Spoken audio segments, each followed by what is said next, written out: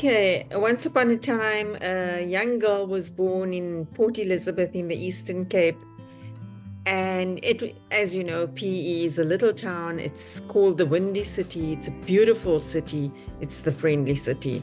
And I was born to a very close family during the years when it was taboo for there to be interracial marriages. But I was born into an interracial marriage, and it was an amazing, absolutely amazing experience.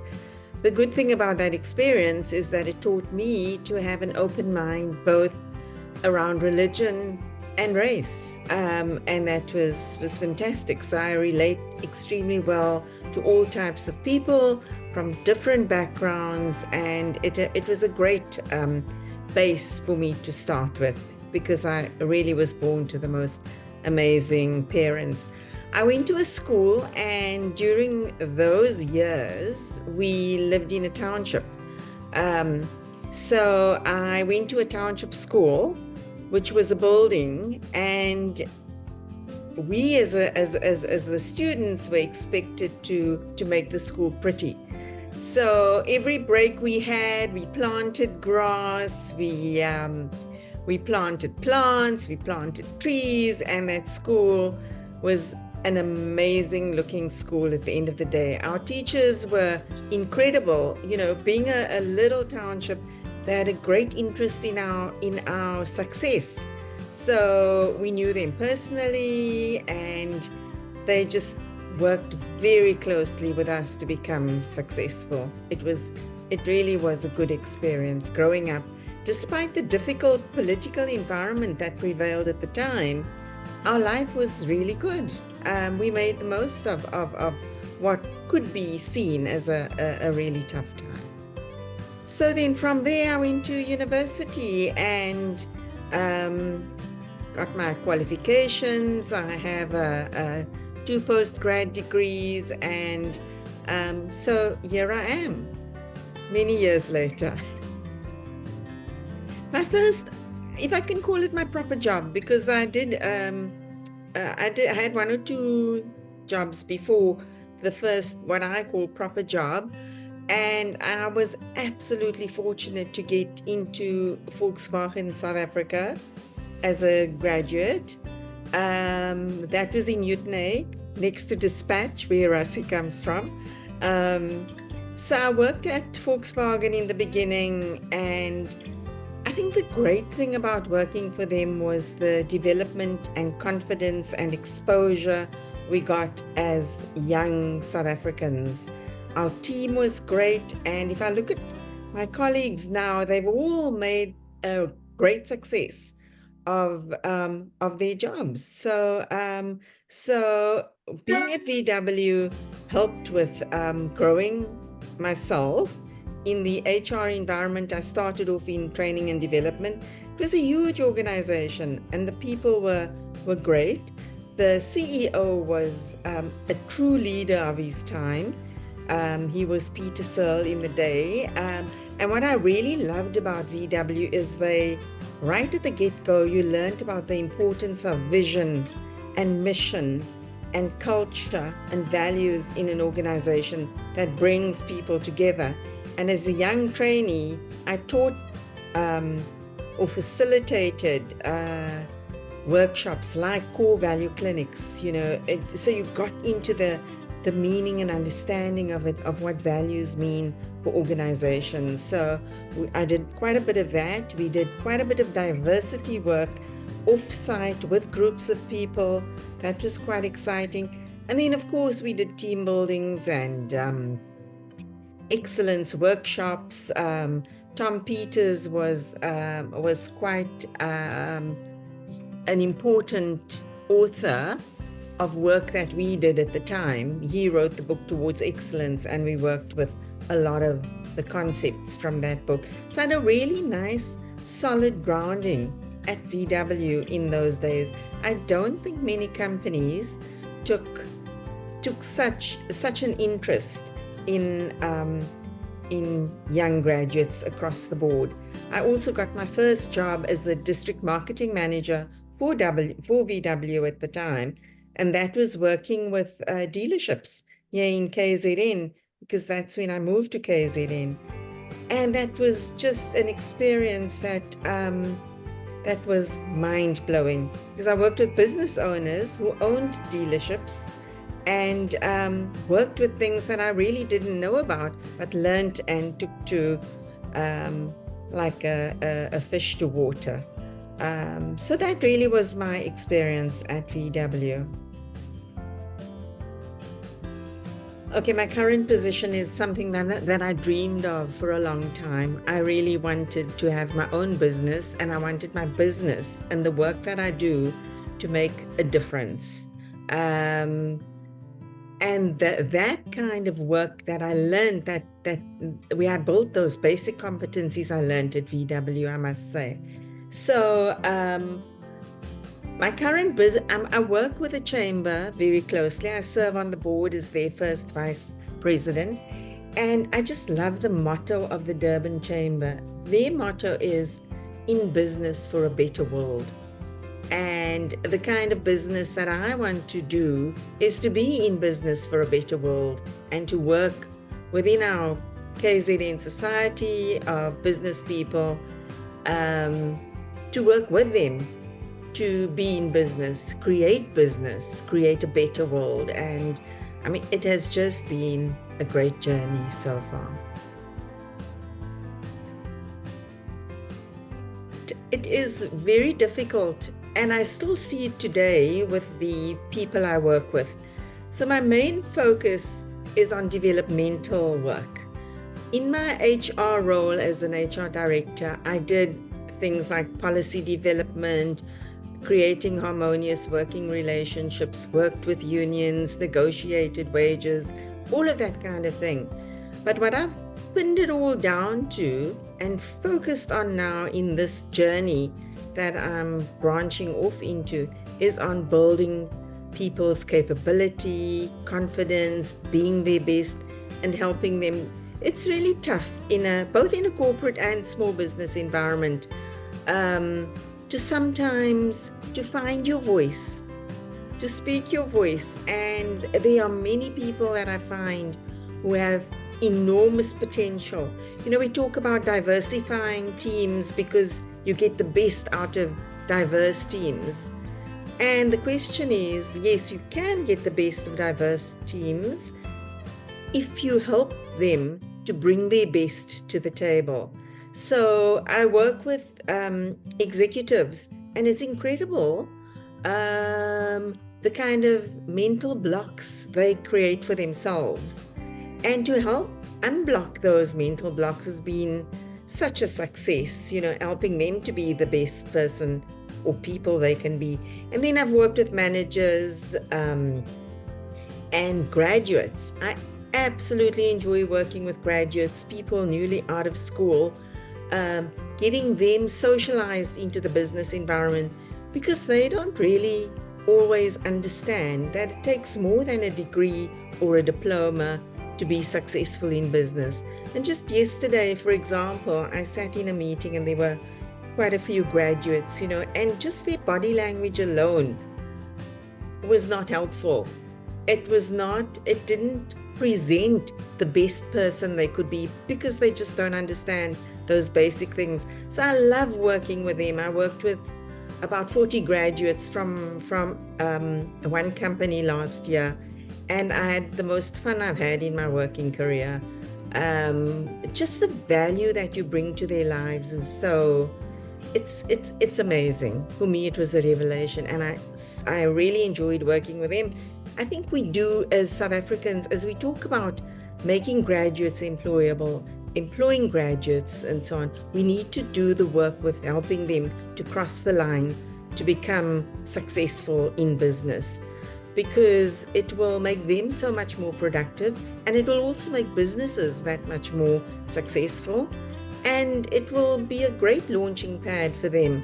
A lot of businesses are struggling with graduates getting socialized into a workplace and getting them effective, but there has to be some kind of investment in working with them, in making them the best graduates they can be, and that will go a long way towards helping with our problem of employability of graduates and employing graduates.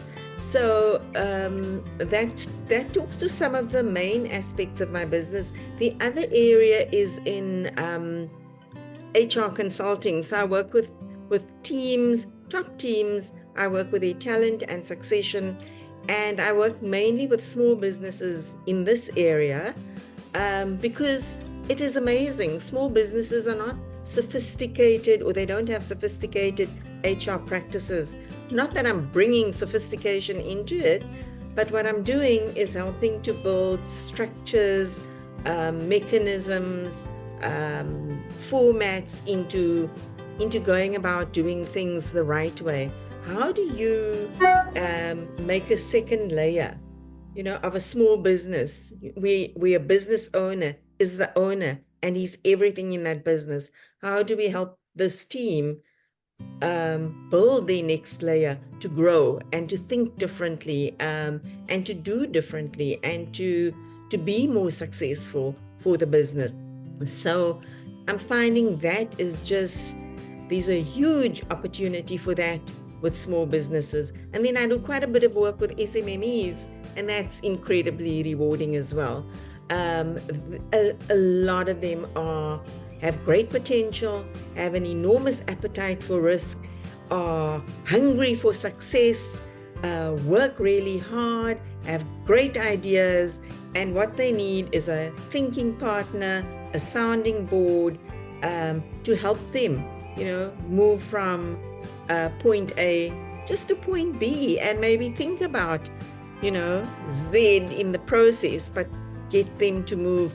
I'm absolutely loving working with some really great small businesses, and with them being the backbone of the economy, I'm enjoying seeing that part of the world in action. Working in a corporate, as I have for over 35 years, your line of sight is extremely limited to just that business, to that corporation. That corporation is everything to you, and you give everything to that. But beyond those gates, there's just an amazing wealth of activity, excitement happening, and that's what I love. So my purpose is to help them make a difference in the world of business, in their world, and to the economy, I think, at the end of the day. So I think for me, I worked in a big corporate. I worked with top management. I was part of the top management team, and it was a great platform for me to work from, now working with executives.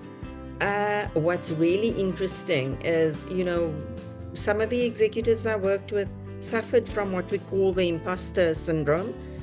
But I think many executives, when they get into those executive roles, they feel they have to be competent and capable and deliver immediately. And there's a strong fear of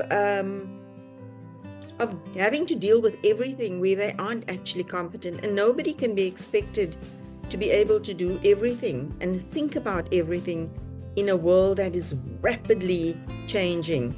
And I think our executives sit with a lot of anxiety and fear, loneliness, that leads to maybe some mental health challenges, but it's a struggle for them. So we have fantastic executives because, they come through a system where they trained extremely well, and then they're placed into roles where they are lost and alone. So I work with executives who are super competent, but who need that thinking partner by their side, and they need somebody to work with them and to walk alongside them, somebody they can trust.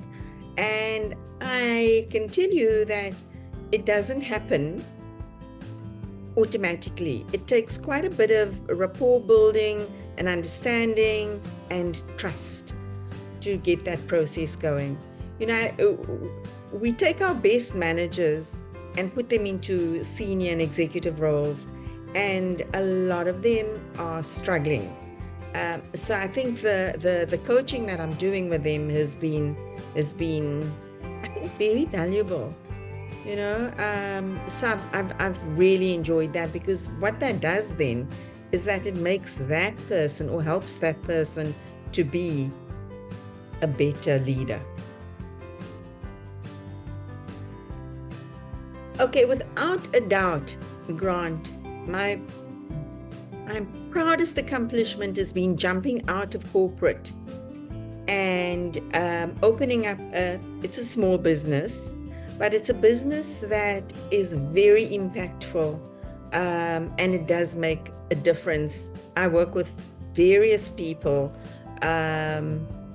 with great success. So my proudest moment has been having the courage.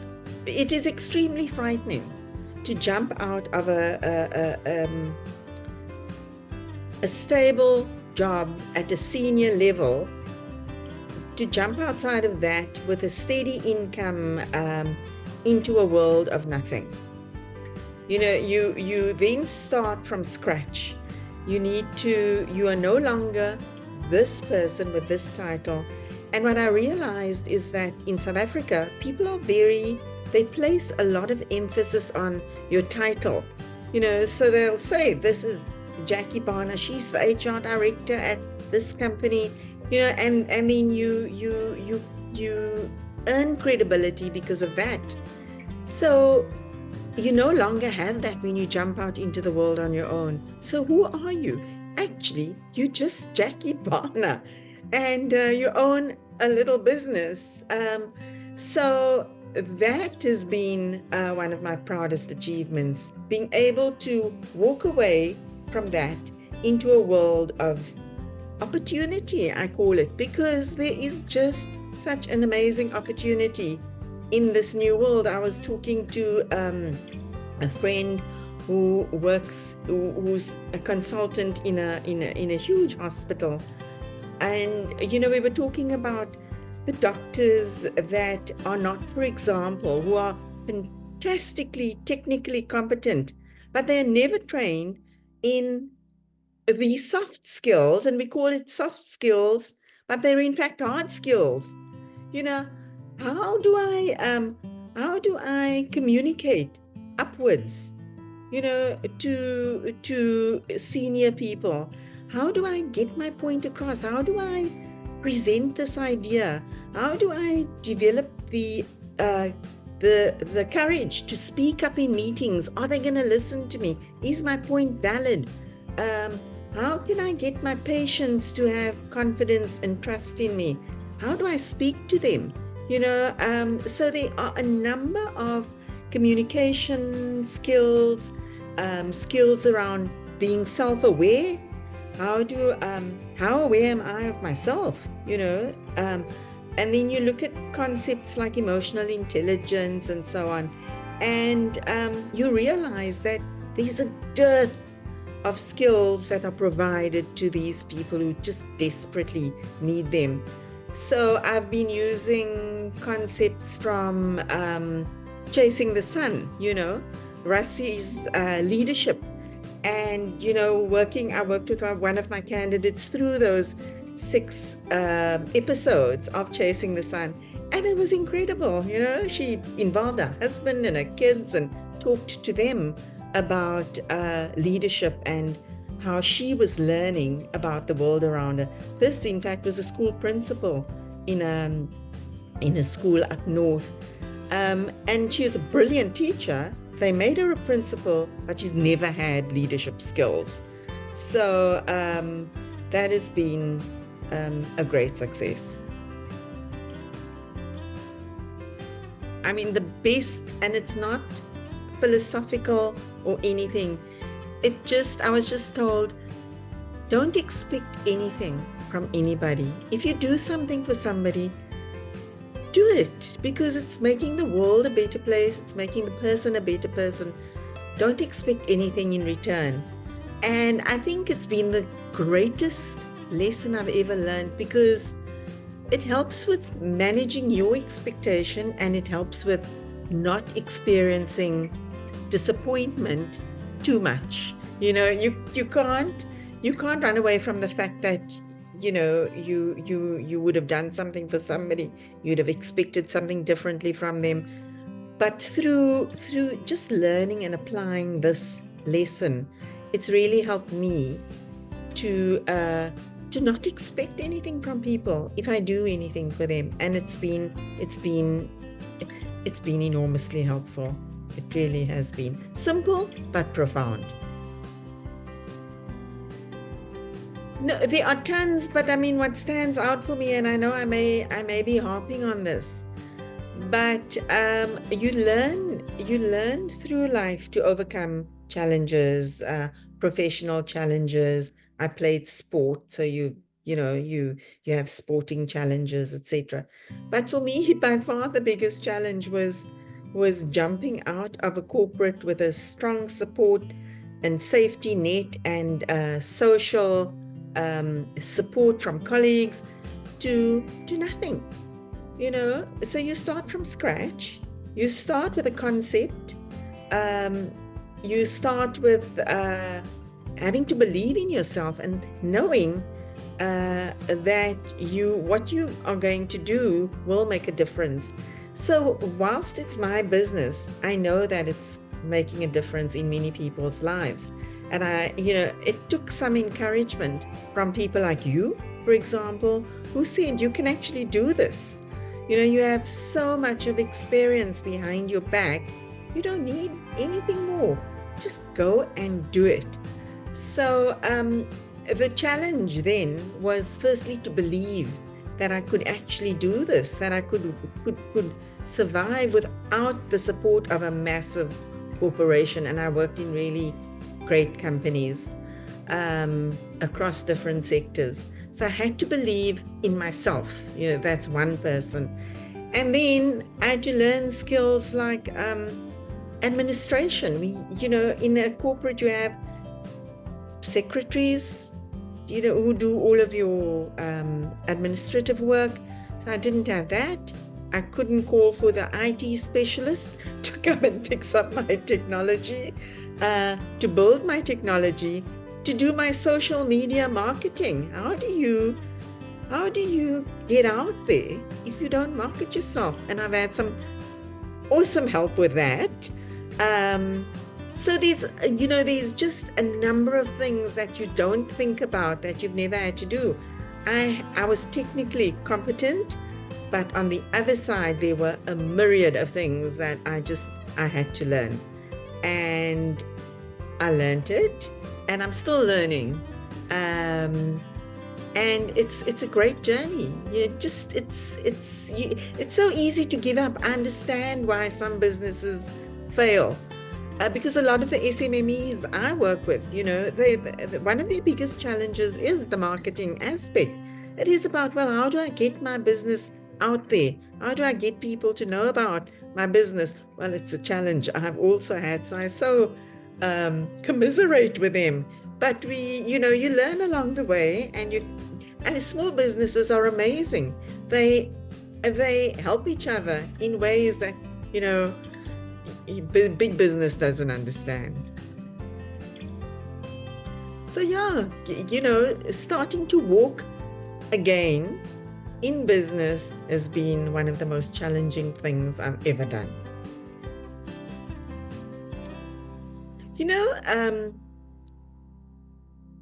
It is hard, and I was with one of my mentees who is an SMME last week, and we were just talking about how difficult you got to get up out of bed and get going. Now, I do have a plan, but your plan, you know that 25% of your time has got to be spent with marketing this business. And then the other time you need to spend around working with your admin. Is it in order? Are you making sure that you aren't falling foul of the receiver and so on? So there's a lot to be done. It can be overwhelming. So how do I keep myself motivated? what I get up and I think about is, how has this day been planned? You can't wake up blind every day. You've got to have a plan. You've got to have your master plan.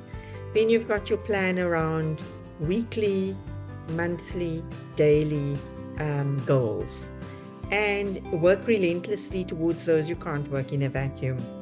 So as long as you wake up with your purpose, you know, today I've got to do these things, and then relentlessly pursue what those things are. And that's what keeps me motivated. I just think South Africa has the most amazing people who's in it. You know, really, we have just the most awesome people, resilient people. We face challenges every day. There are two who are standout people, which is, they be on the borders of South Africa, but I think they are universal guiding lights.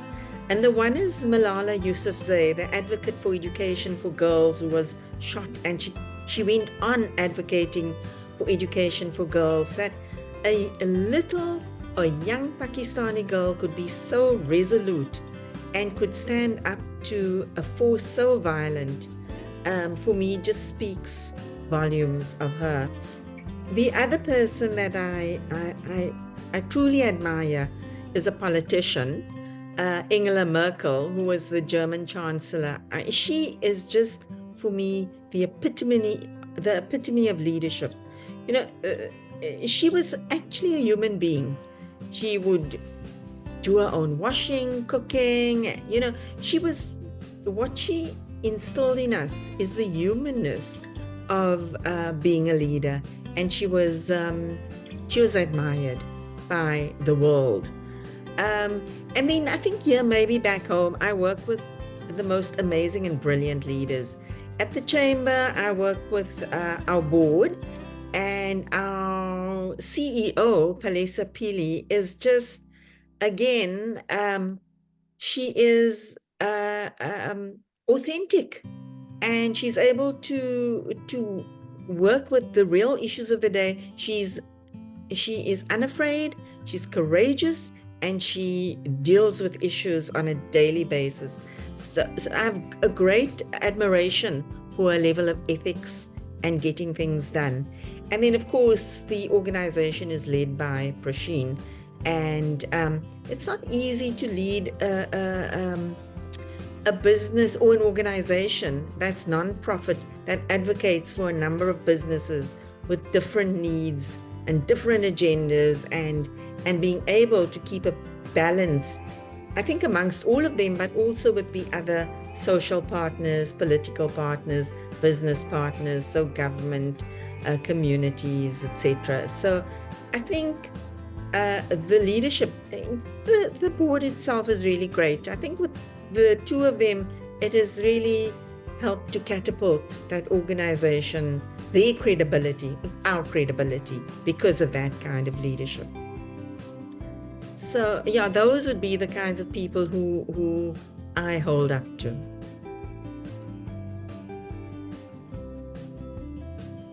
Okay, so my vision, because of my values, and because of the nature of my business, and because of the vision of the organization I work so closely with, which is being in business for a better world, my vision is that I work with my audience, my clients, that I help them to become better leaders that will help KZN become a better province, that they are in business for a better world, that we work ethically, that we take this, let's call it province, from where we are now, which needs quite a bit of work from a leadership point of view, to the next level, at least to the next level.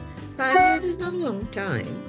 So what I would like to do is build our leadership, the leadership I work with, from small business to large business, and importantly, our youth, get them to help build this province, Get them to help make this a better place.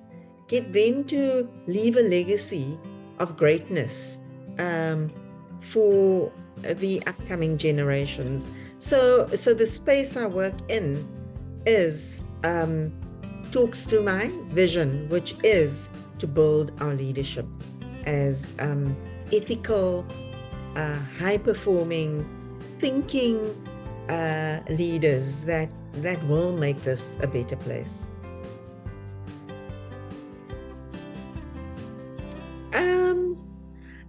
I mean, what I believe is that everything that you can have is on the other side of fear. You know, a lot of the time we don't do things because we are terrified. We're terrified to walk to the other side of the road because this car is going to come and, you know, knock us over. But I mean, that's oversimplified. But I do think that we have a lot of fear which holds us back from doing what we can do.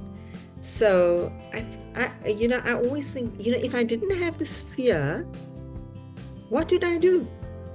So that is the bear that I prod a lot of the time.